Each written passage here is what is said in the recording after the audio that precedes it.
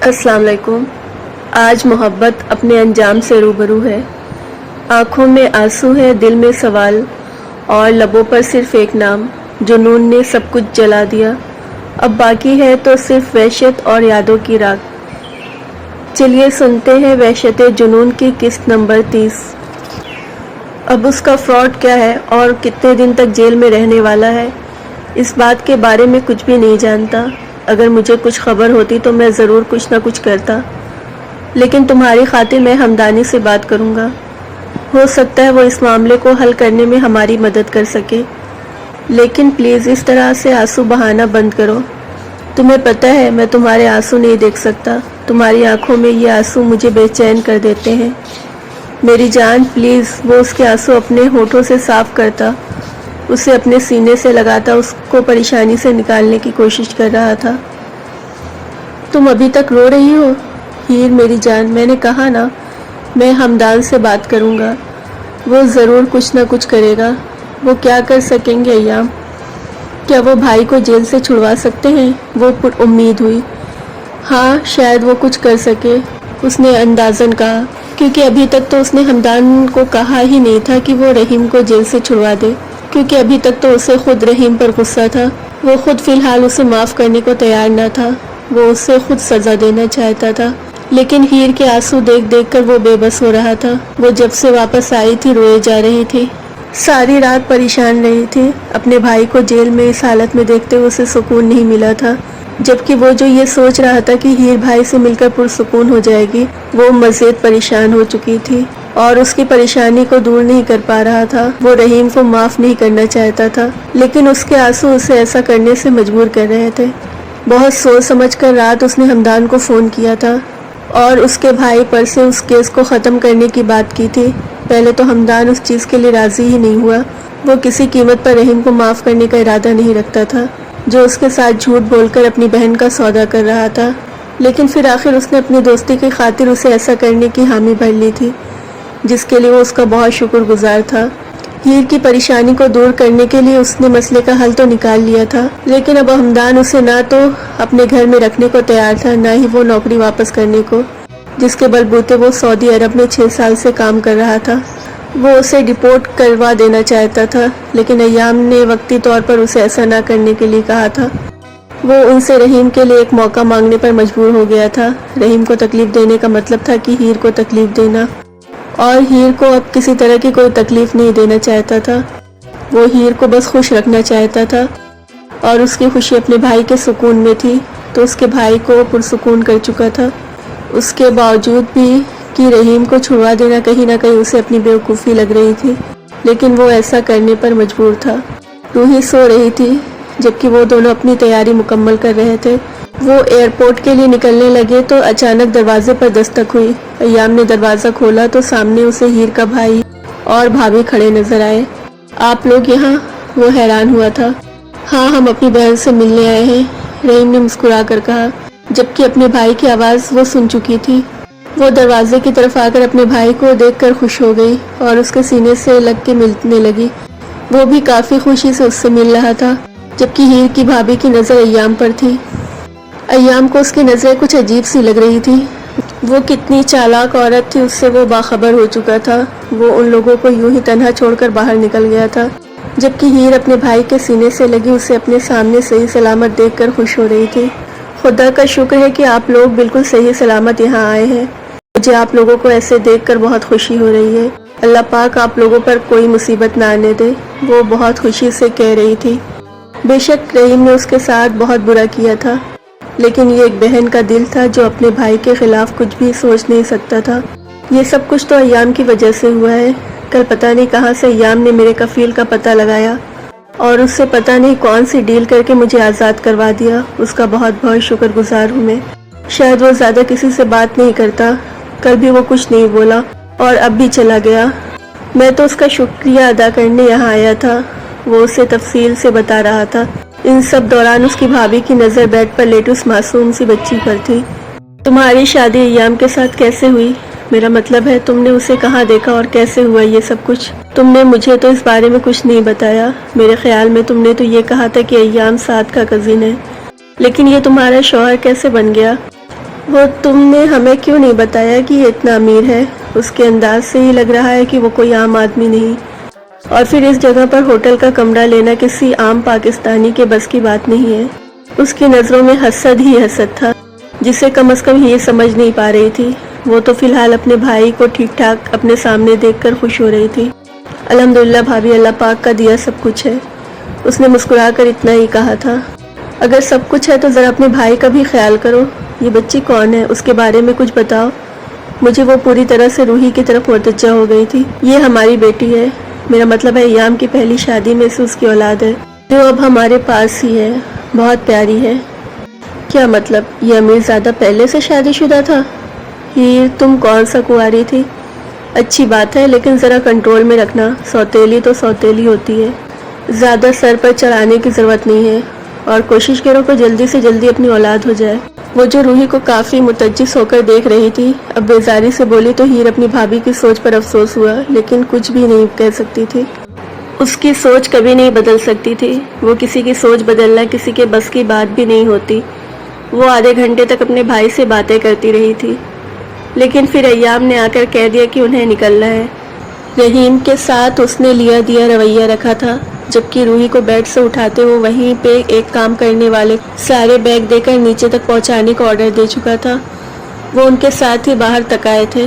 بھابھی تو گاڑی تک پہنچتے اسے اپنے دکھ کی داستانیں ہی سناتی رہی تھی کہ رحیم کی نوکری اب چھوٹ چکی ہے، اسے جلد سے جلد نئی نوکری تلاش کرنی پڑے گی، کیونکہ اس کے کفیل نے اسے صرف 2 مہینے کا ٹائم دیا ہے اپنی رقم واپس کرنے کے لیے، ورنہ وہ اسے سعودیہ سے دھکے مار کر باہر نکلوا دے گا۔ اور اس میں کوئی شک نہ تھا کہ وہ ایسا کر سکتا تھا۔ ایئرپورٹ تک ان لوگوں کا ساتھ آنا ایام کو پسند نہیں آیا تھا، لیکن ہیر کی خوشی کے خاطر وہ خاموش ہو گیا۔ وہ اپنے بھائی کے ساتھ وقت گزارنا چاہتی تھی اور وہ منع نہیں کر سکتا تھا۔ وہ ڈرائیور کے ساتھ آگے بیٹھا تھا، جبکہ رحیم، اس کی بیوی اور ہیر پیچھے تھے۔ روحی ان کے ساتھ ان کی گود میں سو رہی تھی۔ یہ سفر خاموشی سے ہرگز نہیں گزر رہا تھا۔ وہ اچھا خاصا اکتا گیا تھا ان لوگوں کی وجہ سے، کیونکہ ان کی کسی بات میں ایام کو دلچسپی نہیں تھی۔ اس نے کہا تھا کہ اگر 2 ماہ میں اس کا کام نہ ہوا تو وہ پاکستان واپس آ جائے گا، کیونکہ ہمدان کا ارادہ نہ تھا اس کا بوجھ اپنے سر لینے کا، اور ایام ایسا ہرگز نہیں چاہتا تھا۔ اسے ابھی سے ہی وہ دونوں زہر لگ رہے تھے، انہیں پاکستان لا کر وہ اپنی زندگی کو مزید ڈسٹرب نہیں کر سکتا تھا۔ اسے ان لوگوں کو اپنی زندگی سے دور ہی رکھنا تھا۔ پہلے نہ صحیح، لیکن اب وہ ہمدان سے اس بارے میں بات کرنے کے بارے میں سوچ رہا تھا۔ اگر اس کے لیے اسے ہمدان کے ساتھ مزید کوئی ڈیل کرنی پڑی تو وہ اس سے پیچھے نہیں ہٹنے والا تھا۔ ان لوگوں کو وہ پاکستان میں ہرگز برداشت نہیں کر سکتا تھا۔ ان کے ساتھ یہ تھوڑے سے لمحے گزار کر ہی اسے بہت اچھے طریقے سے سمجھ چکا تھا۔ ایئرپورٹ پہنچ کر اس نے سب سے پہلے ہمدان کو فون کرنا تھا۔ وہ اسے کہنا تھا کہ وہ جس ڈیل کی بات کر رہا تھا، وہ ڈیل وہ ہمدان کے ساتھ فائنل کر دے گا، لیکن اسے پاکستان کبھی واپس نہ بھیجے، کیونکہ اس کا پاکستان آنا اپنی شادی شدہ زندگی کو متاثر کرنے کے برابر تھا، اور وہ ہیر اور اپنی زندگی میں کسی دوسرے تیسرے کو برداشت نہیں کر سکتا تھا۔ وہ ہیر کی بھابھی اور بھائی سے کافی تنگ ہو کر ذرا سائڈ پر آ رکا تھا۔ اس کا فون مسلسل بج رہا تھا، جسے وہ نظر انداز کر رہا تھا۔ روحی اب تک سو رہی تھی اور اس نے روحی کو اپنے پاس ہی رکھا تھا۔ اس کا کوئی ارادہ نہ تھا اس وقت اسے ہیر کے حوالے کرنے کا۔ جب تک اس کا بھائی اور بھابھی اس کی نظر سے اوجھل نہ ہو جائے، وہ روحی کو ان کے پاس نہیں چھوڑنا چاہتا تھا، جبکہ اپنے موبائل پر آنے والے فون کو لے کر بھی وہ کافی پریشان لگ رہا تھا۔ ہیر نے بھی 2-3 دفعہ اس کی پریشانی کو نوٹ کیا تھا۔ وہ کسی چیز کو لے کر پریشان لگ رہا تھا، مسلسل اپنے فون پر آنے والی کال کو نظر انداز کرتا، کبھی کاٹ دیتا، لیکن اس دفعہ اس نے غصے سے آ کر فون اٹھا لیا اور وہاں سے باہر نکل گیا۔ ہیر نے اسے جاتے ہوئے دیکھا تھا، لیکن فی الحال اس کا دھیان اپنے بھائی اور بھابھی کی طرف تھا۔ تیرا دماغ تو خراب نہیں ہو گیا؟ میں نے تجھے بتایا تھا کہ ان لوگوں نے میرے ساتھ فراڈ کیا، وہ بھی کوئی چھوٹا موٹا فراڈ نہیں، اور تو خود اتنے غصے میں تھا، اب لے کر کیوں کر رہا ہے یہ سب کچھ؟ یار میں اس کے لیے کچھ بھی نہیں کر رہا، جو بھی کر رہا ہوں اپنے لیے کر رہا ہوں، اپنے سکون کے لیے کر رہا ہوں، اور ان کے ساتھ میرا کوئی سکون نہیں ہے۔ اس بات کا اندازہ میں نے پچھلے 2 گھنٹوں میں لگایا ہے جو میں نے ان کے ساتھ گزارے ہیں۔ یہ عورت اتنی چالاک اور چال باز ہے، تو اندازہ نہیں لگا سکتا۔ وہ اتنی میٹھی چوری ہے کہ کسی کو بھی کاٹ کھائے اور اسے پتہ بھی نہ چلے۔ میں اس عورت کے آس پاس بھی اپنی بیوی کو نہیں چاہتا، تو اس کے ساتھ جو بھی کر مجھے پرواہ نہیں۔ رحیم کو میں نے خود معاف نہیں کرنے والا، لیکن انہیں پاکستان بلا کر میں اپنی زندگی مزید عذاب نہیں کر سکتا۔ رحیم تیرا ملازم ہے نا، تو یہاں اس کی جان عذاب کر دینا، آئی ڈونٹ کیئر، لیکن یہ لوگ پاکستان نہیں آنے چاہیے۔ سوچ سمجھ کر بول، تیرے سالے کی زندگی یہاں عذاب ہو جائے گی۔ اگر میں نے اس کی نوکری دے دی تو یہ مت سوچنا کہ اس کے ساتھ ویسا سلوک کروں گا جو تیرے سالے کے ساتھ کرنا چاہیے۔ شاید وہ اسے ڈرا رہا تھا۔ میری طرف سے بھاڑ میں جائیں یہ سالہ اور اس کی بیوی، بس میری زندگی میں ان لوگوں کی کوئی جگہ نہیں ہے، یہ بات تو یاد رکھ۔ اسے کھلی چھوٹ دیتے ہوئے بولا تو حمدان نے اس کی پریشانی حل کرتے ہوئے فون بند کر دیا، جبکہ وہاں ایئرپورٹ پر چلنے والا دکھی سین دیکھتے ہوئے وہ بیزار ہو گیا تھا۔ ہیر کی بھابھی کے ڈرامے بازی اپنے عروج پر تھی، جبکہ بھائی بھی آنکھوں میں نمی لیے اسے الوداع کہہ رہا تھا۔ اتنا تو شاید وہ اس کی رخصتی پر بھی افسردہ نہ ہوئے ہوں گے جتنا اس وقت ہو رہے تھے۔ ٹھیک ہے، ہم پاکستان پہنچتے ہی آپ سے رابطہ کریں گے، ہیر آخری بار اس سے گلے لگتے ہوئے بولی تو اس دفعہ ایام کے صبر کا پیمانہ جھلک اٹھا۔ وہ اس کا ہاتھ تھامتے ہوئے اسے اندر کی طرف لے گیا، کیونکہ مزید وہ سب کچھ برداشت کرنا اس کے بس سے باہر تھا۔ یہاں کھڑا بھی وہ مسلسل دعا ہی مانگ رہا تھا کہ روحی اس طرح سوتی رہے، اس کی آنکھ نہ کھلے، ورنہ ان کے ان جھوٹے ڈراموں کا قصہ کہیں نہ کہیں اس کی بیٹی بھی بن جاتی، اور پھر وہ آدمی اس کو اپنی بیٹی کے ماموں تو ہرگز نہیں بنانا چاہتا تھا۔ وہ ایسے لوگوں کو کبھی بھی اپنی بیٹی کی زندگی کا حصہ نہیں بنانا چاہتا تھا۔ اندر جانے تک ہیر بار بار پیچھے مڑ کر دیکھتی رہی جہاں اس کا بھائی اسے الوداع کہہ رہا تھا، اور ایام بس اس جگہ سے نکل جانا چاہتا تھا۔ ایام، سعودیہ سے پاکستان کی فلائٹ کتنے گھنٹے کی ہے؟ وہ جہاز میں بیٹھتے ہوئے اس سے پوچھنے لگی۔